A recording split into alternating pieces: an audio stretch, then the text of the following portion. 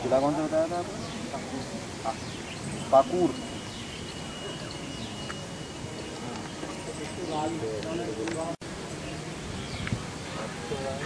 Hello.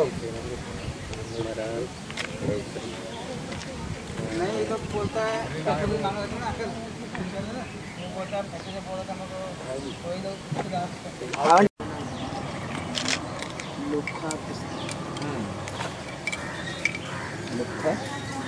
हाँ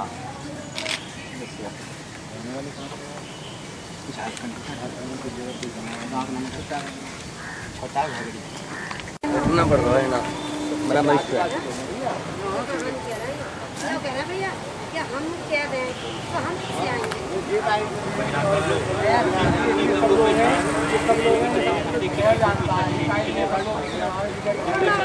सूचना मिली कि एक महिला मरामई सुरेंद्र, जिसका नाम बताया जा रहा है, 40 साल की इसकी उम्र है, वो अपने देवर तथा गांव की एक अन्य महिला तथा 5 अन्य लोगों के साथ अपने गांव झारखंड जिले उसमें राज्य में गांव पड़ता है उसका, वहाँ से झारखंड में बरहरवा रेलवे स्टेशन से दिल्ली के लिए परसों ये लोग ट्रेन में बैठे। तो बनारस पार करते ही उस महिला की तबीयत खराब हुई। इनके अनुसार तो इन्होंने वहाँ टीटी को बताया, टीटी ने कोई मदद नहीं की। ये लोग गरीब थे, इनके पास कोई पैसे नहीं थे, टीटी ने भी इनको हल्का दिया। उसके बाद लखनऊ आया तो लखनऊ में इनकी तबीयत फिर खराब हुई, तो इनके साथ जो इनका ठेकेदार है या जो भी है, उसने वहाँ उस महिला को कुछ दवाई रेलवे स्टेशन पर दिलाने का तो भी उस महिला का उपचार मतलब उसको लाभ नहीं मिला उपचार से, और वो फिरोजाबाद पार करते उस महिला की डेथ हो गई। डेथ होने के बाद परसों उस महिला की बॉडी को इन सब लोगों को अलीगढ़ रेलवे स्टेशन पर जीआरपी के द्वारा उतार लिया गया, और उतारने के बाद ये लोग परसों रात भर, शाम से रात भर वहीं रेलवे स्टेशन में पड़े रहे थे। इसके उपरांत कल दिन में इनकी बॉडी कल दिन में पोस्टमार्टम हाउस पर आई 11 बजे, और 11 बजे के आने के बाद उसका पोस्टमार्टम भी कल हो गया।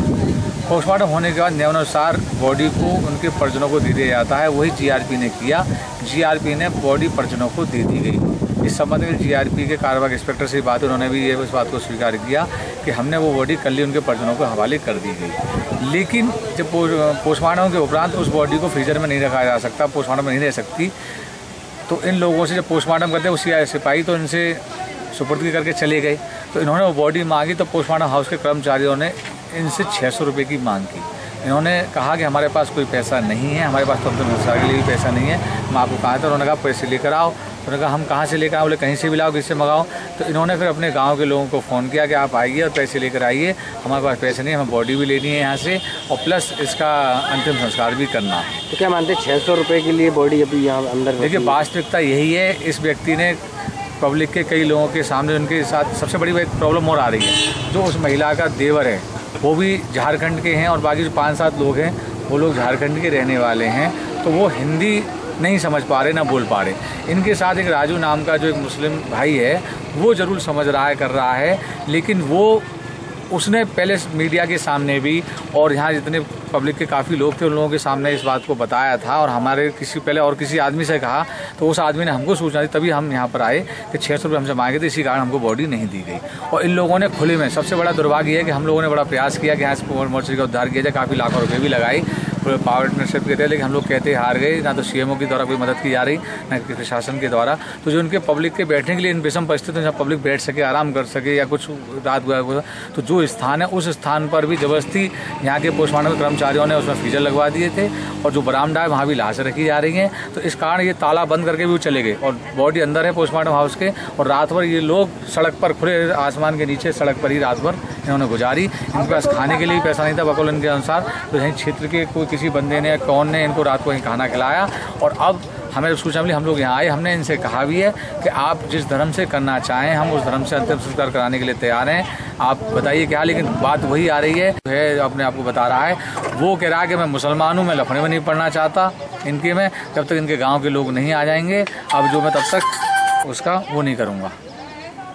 ये झारखंड की एक महिला थी जो ट्रेन में कहीं एक्सपायर हो गई किसी तरीके से, और वो पोस्टमार्टम के लिए कल आई हुई थी वहाँ पर, और वो लोग बहुत निहायत गरीब और परेशान लोग थे। उस केस में जो है बिस्तरा रखा गया, और बिस्तरा के लिए जाल लाने के लिए उन लोगों के पास पैसे नहीं थे, तो ऐसी स्थिति में जीआरपी की पुलिस ने जाल ला के दिया। शाम को उनके पास खाने तक का पैसा नहीं था, तो हमारे कर्मचारियों ने कुछ अपना कलेक्शन करके और वहाँ से उनको रात को खाना भी खिलवाया, सवेरे जो है उनको नाश्ता भी खिलाया, चाय 7 आदमी को।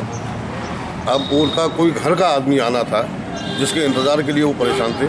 बॉडी बाहर खुले में ना पड़ी रहे, कुत्ता ना खा जाए, कुछ नहीं खा जाए, इसलिए उनकी बॉडी को रात में वहाँ बंद करा दिया गया। अब जो है कुछ लोग इस तरीके के हैं जो अनाप शनाप जो है आरोप करने का प्रयास करते हैं। वो उनकी गरीबी को, उनकी परेशानी को देखते हुए पोस्टमार्टम हाउस अधिकारियों कर्मचारियों द्वारा उनको बहुत ज़्यादा मदद की गई, मानवता के नाते उनको बहुत ज़्यादा मदद की गई।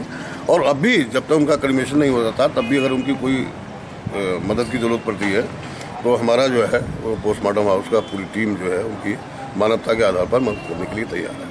तो आरोप जो लगा रहे हैं कि पैसे के चक्कर में बॉडी नहीं, आरोप जो है मानव उपकार संस्था के एक अध्यक्ष हैं विष्णु कुमार बंटी, वो अपना स्वामित्व तो चाहते हैं पोस्टमार्टम हाउस पर, इसलिए वहाँ पर जो है दखलंदाजी करना चाहते हैं। पिछले कुछ समय में जो है वहाँ पर उन्होंने अपना एक कार्यालय वगैरह भी बनाना चाहा था, वो नहीं बना पाए वहाँ, और इस कारण जो है वो इस टाइप के आरोपों को प्राय बनाते रहते हैं।